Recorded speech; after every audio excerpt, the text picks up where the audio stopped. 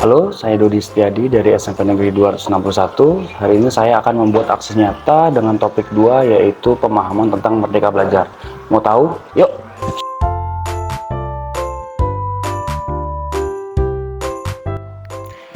Tujuan dari Merdeka Belajar yang pertama adalah pemahaman gagasan dan prinsip pendidikan berdasarkan pemikiran Ki Hajar Dewantara. Yang kedua, penerapan pembelajaran yang memerdekakan peserta didik. Serta yang ketiga, pemahaman untuk memfasilitasi murid agar tumbuh sesuai dengan kodratnya. Dalam pembahasan Merdeka Belajar terdapat beberapa modul. Modul yang pertama berisi tentang mengenali dan memahami diri sebagai pendidik. Sebelum mengenali karakteristik dan kebutuhan peserta didik, sebagai seorang pendidik, kita harus belajar memaknai dan menghayati kepribadian kita sebagai manusia merdeka yang terus belajar. Yang kedua, guru memiliki peran penting terhadap perkembangan peserta didik. Yang ketiga, guru harus mampu menginspirasi murid dalam hal kebaikan. Pada modul yang kedua membahas tentang mendidik dan mengajar. Kita sebagai seorang guru dituntut untuk menjadi pendidik dan pengajar yang bisa menuntun peserta didik sesuai dengan kodratnya. Pendidik juga tidak hanya berpusat pada aspek kognitif, tetapi juga aspek afektif dan juga psikomotorik. Tujuan pendidikan salah satunya adalah mengasah nalar peserta didik sebagai bekal pengembangan budi pekerti.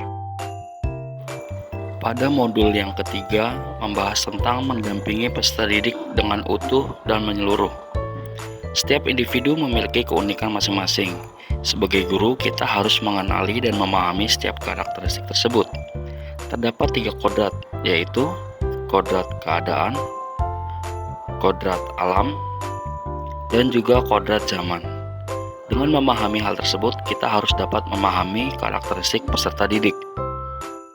Pada modul yang keempat, mempelajari tentang mendidik dan melatih kecerdasan budi pekerti.